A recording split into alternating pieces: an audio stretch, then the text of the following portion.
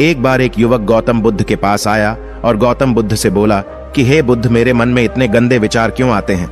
मैं नहीं चाहता कि मेरे मन में गंदे विचार आए, पर मेरे मन में हमेशा काम वासना के विचार चलते रहते हैं और मैं इनके बारे में सोच सोच कर बहुत परेशान हूं।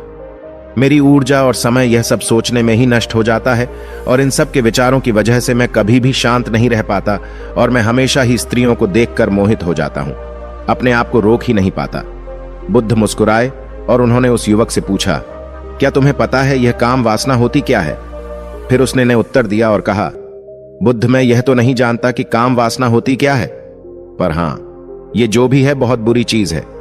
फिर बुद्ध ने उस युवक से कहा कि सबसे पहले तो तुम्हें यह समझना है कि प्राकृतिक रूप से जो भी चीज हमारे अंदर है वह बुरी नहीं है। हमारे जीवन में उसकी कुछ ना कुछ जरूरत है। वासना कोई बुरी बात नहीं है। यह तो हमारे मन की एक भावना है जो हमें किसी ना किसी चीज की कमी का एहसास करवाती है और फिर हम उस चीज को पाने के लिए उस चीज की तरफ आकर्षित हो जाते हैं। जैसे अगर तुम्हारे पास धन की कमी है तो तुम में धन पाने की वासना उत्पन्न हो जाएगी। तो वासना कुछ और नहीं, बस एक प्रकार की कमी है जो कि एक प्रकार की जरूरत का एहसास है, और जब यह जरूरत शारीरिक हो तो हम इसे काम वासना का नाम देते हैं। युवक ने गौतम बुद्ध को कहा कि बुद्ध, मुझे काम वासना का मतलब तो समझ में आ गया, पर आप मुझे यह बताइए कि यहां आती कहां से है और कैसे आती है? गौतम बुद्ध ने कहा कि काम वासना कहीं से आती नहीं है, यह तो हमारे अंदर ही होती है और इसका होना तो जरूरी भी है, तभी तो मानव जाति का विस्तार होगा। युवक ने कहा, जब यह हमारे अंदर ही है और जरूरी भी है तो फिर लोग इसे गलत क्यों बोलते हैं? बुद्ध ने कहा कि यही तो समस्या है। लोगों ने काम वासना को गलत तरीके से सोच लिया है, इसे छुपाने की, दबाने की कोशिश करते हैं। काम वासना गलत नहीं है, बल्कि काम वासना का गलत तरीके से प्रयोग करना गलत बात है। लोग जिससे प्रेम करते हैं बस उसी के लिए जीने लग जाते हैं, उसे पाना ही अपना मार्ग बना लेते हैं और उसी के बारे में हमेशा सोचते रहते हैं, पर यह सब गलत है। बुद्ध ने युवक से कहा, क्या तुम्हें पता है जानवरों में भी काम वासना होती है? युवक ने उत्तर दिया, हां बुद्ध, जानवरों में भी काम वासना होती है, क्योंकि जानवर भी तो आखिर अपने वंश को आगे ले जाएंगे। बुद्ध ने कहा, तो फिर हम जानवरों के काम वासना को गलत क्यों नहीं कहते? युवक ने कहा, मुझे नहीं पता महात्मा, आप ही मुझे बताइए। गौतम बुद्ध ने कहा कि जानवर अपनी काम वासना का प्रयोग आनंद प्राप्ति के लिए नहीं करते, वह तो सिर्फ संतान उत्पत्ति करने के लिए काम वासना का उपयोग करते हैं। जानवरों को प्रकृति ने इतनी समझ नहीं दी कि वह काम वासना को अपने सुख का आधार बना सके। मनुष्य अपनी समझ के बलबूते पर प्रकृति में पाई जाने वाली प्रत्येक वस्तु को अपने सुख के लिए प्रयोग करता है। हम इंसानों ने ही काम वासना को अपने सुख का साधन बना लिया है, जबकि प्रकृति ने तो हमें अपने वंश को आगे अग्रसर करने के लिए दिया था, लेकिन इंसानों ने इसे अपने जीवन का परम लक्ष्य बना रखा है और इस तरह से काम वासना का आ जाना गलत है। युवक ने पूछा, महात्मा जी, ये काम वासना हम पर हावी क्यों होती है? क्यों यह हमेशा क्यों आ जाती है? तब गौतम बुद्ध ने कहा कि सुनो, अब जो मैं तुम्हें बताऊंगा उसे तुम ध्यानपूर्वक सुनना। काम वासना का सारा खेल तुम्हें समझ आ जाएगा, तुम्हें तुम्हारे सारे सवालों का जवाब मिल जाएगा, बस तुम्हें ध्यान से सुनकर समझना है। एक बार की बात है, एक आश्रम में गुरु और उनके शिष्य रहा करते थे, जो रोजाना आश्रम के बाहर स्थित गांव में भिक्षा लेने के लिए जाते थे। उस आश्रम का एक शिष्य जिस गांव में भिक्षा लेने जाता था, उस रास्ते में एक नदी मिलती थी। एक दिन उसने देखा कि एक युवक वृक्ष के पीछे छिपा है। वह उस युवक के पास गया और उससे जाकर बोला, भाई, तुम इस वृक्ष के पीछे छिपकर क्या देख रहे हो? युवक ने कहा, अरे तुझे नहीं दिख रहा क्या कि मैं क्या देख रहा हूं? तब शिष्य ने नदी की तरफ देखा तो वहां पर कुछ युवतियां पानी भर रही थीं। तब उसने उस युवक से कहा, अरे भाई, वहां पर तो युवतियां पानी भर रही हैं, इसमें छिपकर देखने वाली क्या बात है? तब वो युवक शिष्य की तरफ देखकर उससे कहता है, अरे पागल, तुम्हें दिखाई नहीं दे रहा क्या कि कैसे यह परियां नदी से पानी निकाल रही है? जरा उनकी अदाओं को तो देखो, उनके कोमल शरीर को देखो, उनकी पतली कमर मटके को उठाते समय बाल खाती है और उनके बाल उनकी कमर पर कैसे लहरा रहे हैं, मानो सुंदरता बिखर रही हो। शिष्य ने फिर नदी की तरफ देखा और इस बार वह इसे देखता ही चला गया। अभी तक तो कुछ भी नजर नहीं आ रहा था और वह बिल्कुल निर्भय था, उसे किसी भी बात का कोई डर नहीं था। लेकिन अब वो छिपने लगा और उन युवतियों को देखने लगा, और जब वो छिपकर उन युवतियों को देख रहा था तभी वह अचानक अंदर से कांप गया और उसने कहा कि यह मैं क्या कर रहा हूं? मैं जो कर रहा हूं वह सही नहीं है। मुझे यहां से चले जाना चाहिए। और फिर वह जल्दी से वहां से चला गया। वो आश्रम पहुंच जाता है। आश्रम जाकर वो अपने कार्यों में लग गया, लेकिन जो अभी वह देखकर आया था वही उसकी आंखों के सामने बार बार आ रहा था। उसके मन में वही दृश्य चल रहा था। उसका मन वही सब कुछ देखने के लिए उतावला हो रहा था। उसका किसी भी काम में मन नहीं लग रहा था। सुबह होते ही वह जल्दी ही भिक्षा के लिए आश्रम से निकल जाता और उस नदी के पास वाले वृक्ष के पास जाता जहां पर वह युवक पहले से मौजूद रहता था। उसके साथ मिलकर युवतियों को छुप छुप कर देखता था। अब वह रोज ऐसा करने लग गया। यह उसके रोज का काम हो गया। अब उस शिष्य का मन किसी भी काम में नहीं लगता था। वो हमेशा ही किसी न किसी प्रकार के विचार में उलझा रहता। वो आश्रम के कार्यों को भी ठीक तरीके से नहीं कर रहा था। ना वो ठीक से सो पाता था, ना वो ठीक से खाना खा पाता था। उसका मन बेचैन सा रहता था। उसका मन बार बार उन युवतियों के सौंदर्य को देखने के लिए लालायित होता रहता था। जब गुरु दीक्षा देते तब भी उसका मन कहीं और विचारों में खोया रहता था। गुरु ने अपने शिष्य की इन हरकतों को भांप लिया था। तब एक दिन गुरु ने शिष्य को अपने पास बुलाया और कहा कि आज से मैं भी तुम्हारे साथ भिक्षा मांगने चलूंगा। तुम और मैं साथ साथ भिक्षा मांगने चलेंगे। तभी शिष्य गुरु को मना करते हुए बोला, नहीं गुरुदेव, आप परेशान क्यों हो रहे हो? मैं अकेला ही ठीक से भिक्षा मांग सकता हूं। गुरु ने शिष्य से कहा कि ठीक है, तुम अकेले ही भिक्षा मांगने जाओ। शिष्य तुरंत वहां से भिक्षा मांगने के लिए निकल गया। उसके जाने के बाद गुरु भी आश्रम से निकल गए और शिष्य का पीछा करने लगे कि वो कहा जाता है, किससे मिलता है। ये सब देखने के लिए उसके पीछे पीछे चलने लगे। कुछ आगे जाने के बाद गुरु ने देखा कि उनका शिष्य एक युवक के साथ एक वृक्ष के पीछे अपराधी की तरह छिपा हुआ है और छिपकर कुछ देख रहा था। गुरु भी अपने शिष्य के पीछे गए कि आखिर उनका शिष्य क्या देख रहा है, जिसे देखने के लिए वो वृक्ष के पीछे अपराधियों की तरह छिपा हुआ है। गुरु ने देखा कि उनका शिष्य वृक्ष के पीछे छुपकर युवतियों को देख रहा था जो कि नदी से पानी भर रही थी। तभी गुरु ने शिष्य को कहा कि तुम क्या देख रहे हो? अपने गुरु की आवाज सुनकर वह शिष्य घबरा गया और उसके पसीने छूटने लगे। वह थर थर कांपने लगा, जैसे किसी चोर को चोरी करते समय रंगे हाथों धर लिया हो। उसकी हालत खराब हो गई। वह कुछ भी नहीं बोल रहा था। उसके मुंह से कुछ टूटे फूटे शब्द ही बाहर निकल रहे थे। वो अपने गुरु से नजर भी नहीं मिला पा रहा था। गुरु ने शिष्य की तरफ देखा और कहा कि मेरा शिष्य तो निर्भय था, उसे तो किसी भी चीज का डर नहीं था, लेकिन यह क्या, तुम तो डर के मारे कांप रहे हो। शिष्य ने गुरु से कहा कि मुझे माफ कर दो गुरुदेव, मेरा इसमें कोई दोष नहीं है। उस युवक ने मुझे बहका दिया था, लेकिन आपसे मैं वादा करता हूं कि आज के बाद मैं ऐसा कभी दोबारा नहीं करूंगा।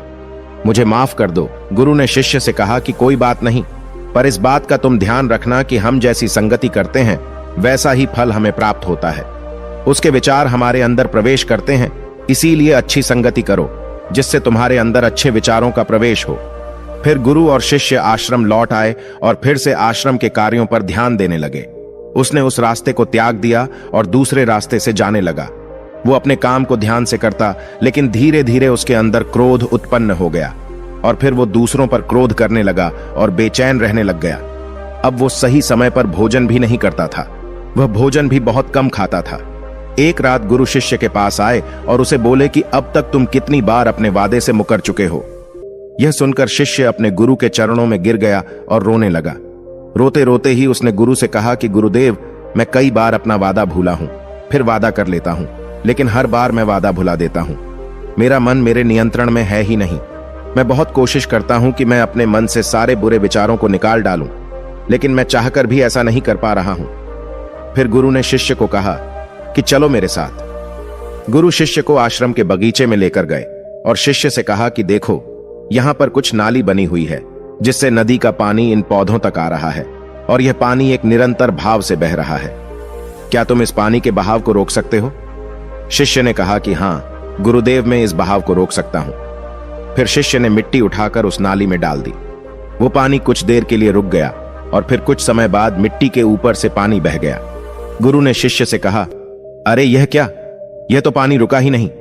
फिर शिष्य ने कुछ मट्टी पत्थर उठाकर उस नाली में डाल दिए और फिर कुछ समय के लिए पानी रुक गया, लेकिन फिर उस पत्थर के ऊपर से पानी निकल आया।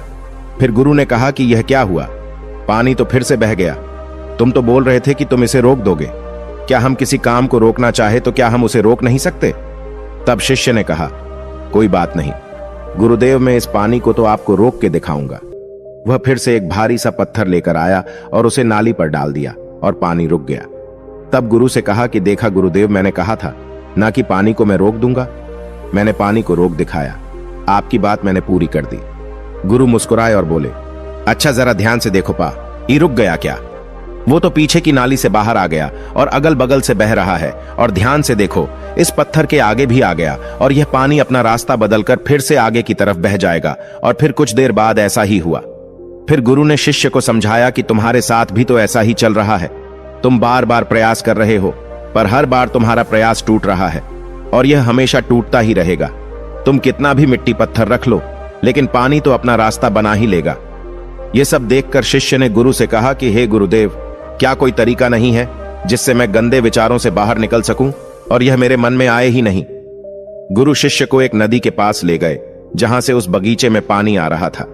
गुरु ने शिष्य से कहा, वो पानी इसी नदी से जा रहा है। अगर हम यहीं से उस रास्ते को बंद कर दें जहां से पानी बगीचे में जा रहा है, अब क्या हम पानी को रोक नहीं सकते? शिष्य ने कहा कि हां गुरुदेव, अवश्य ऐसा हो सकता है। मैं इस पानी को यहीं से बंद कर देता हूं, तब आगे की नाली में पानी जाएगा ही नहीं और फिर बगीचे में पानी जाएगा ही नहीं।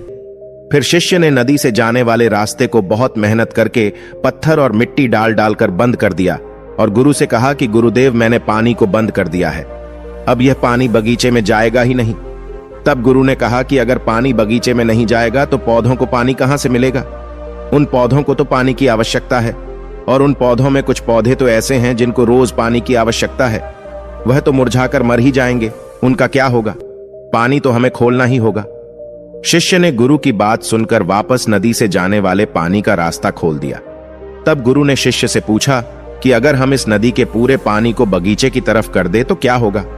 तब शिष्य ने जवाब दिया कि गुरुदेव, वहां पर जितने भी पौधे हैं वो गलकर नष्ट हो जाएंगे, वहां पर कुछ नहीं बचेगा। फिर गुरु मुस्कुराए और बोले, तुम इस बात को समझो कि हमें किसी भी चीज को रोकना नहीं है, बस हमें हमेशा संतुलन बनाए रखना है। कम पानी से भी पौधे नष्ट होते हैं और ज्यादा पानी से भी पौधे नष्ट होते हैं। हमारा जीवन संतुलन से ही चलता है। गुरु ने शिष्य से कहा कि अगर मैं तुम्हें कहूं कि तुम आम के बारे में मत सोचो तो तुम्हारे मन में सबसे पहले किसका चित्र आएगा? शिष्य ने कहा कि गुरुदेव, मेरे मन में तो पहला चित्र आम का ही आएगा। गुरु ने कहा कि जब हम गंदे विचारों को जबरदस्ती रोकने का प्रयास करते हैं तो वह और मजबूती के साथ हमारे अंदर प्रवेश करते हैं, हमारे अंदर उठते हैं। इसीलिए हमें उन्हें कभी भी दबाने की कोशिश नहीं करनी चाहिए। फिर गुरु ने शिष्य को समझाते हुए कहा कि हमारे गंदे विचार बुरे लोगों की संगति करने की वजह से भी आते हैं। कई बार क्या होता है कि कामुकता हमारे अंदर होती नहीं है, लेकिन कुछ अश्लील लोगों के साथ रहने की वजह से यह हमारे अंदर हावी हो जाती है। फिर शिष्य ने कहा कि गुरुदेव, आप सही कह रहे हैं, मैं अपने मार्ग से भटक गया था। फिर वह शिष्य उस रात बहुत ही चैन की नींद सोया। सुबह अपने कार्यों को पूरे मन से किया और फिर सुबह वो भिक्षा लेने के लिए उसी रास्ते से गया जहां वह युवक आज भी वृक्ष के पीछे छुपकर उन युवतियों को देख रहा था। वह शिष्य नदी पर गया जहां वह युवतियां पानी भर रही थीं। उसने उनसे पानी मांगा। उनमें से एक ने उसे पानी पिलाया और उस सन्यासी शिष्य के चरण छुए। शिष्य ने उसे आशीर्वाद दिया कि तुम्हारा कल्याण हो। उसका मन सकारात्मक ऊर्जा से भर गया। उसके चेहरे पर मुस्कान आ गई थी, जैसे कि उसे कुछ खोया हुआ वापस मिल गया हो। वह वापस अपने रास्ते से जाने लगा। तभी पीछे से वह युवक आ गया जो वृक्ष के पीछे छुपा हुआ था। वह शिष्य के पास आया और बोला कि क्या बात है, आज तो तुमने नजदीक से दर्शन कर लिए, तुम तो मुझसे भी आगे निकले। तब शिष्य ने कहा कि हम हमेशा दूसरे के दर्शन करने में ही व्यस्त रहते हैं, अपने दर्शन कर ही नहीं पाते। तुम कब तक इस वृक्ष के पीछे छुपते रहोगे? किसी को पसंद कर लो, उससे बोल दो। अगर वो भी तुम्हें पसंद करती है तो शादी कर लो, और उससे पहले तुम कुछ बन जाओ, अपने आप को पहचान लो। ऐसे अपना समय बर्बाद मत करो। फिर वह युवक रोज उससे मिलने लगा और उस युवक ने नदी पर जाना त्याग दिया। और फिर वो युवक अपने जीवन में कुछ बनने के लिए संघर्ष करने लगा। तो तुमने देखा संगति का असर क्या होता है। अपनी संगति बदलो, अपने विचार बदलो। बुद्ध ने युवक से पूछा कि क्या तुम्हें तुम्हारे सारे सवालों का जवाब मिल गया? तब युवक ने कहा कि हां महात्मा जी, आपका बहुत बहुत धन्यवाद। तब गौतम बुद्ध ने युवक से कहा कि जब तुम्हारे मन में गंदे विचार आए तब आप अपने आप को दोषी मत मानो। केवल उन विचारों में संतुलन बनाने का प्रयास करो और अपने आप को पहचानो। धन्यवाद।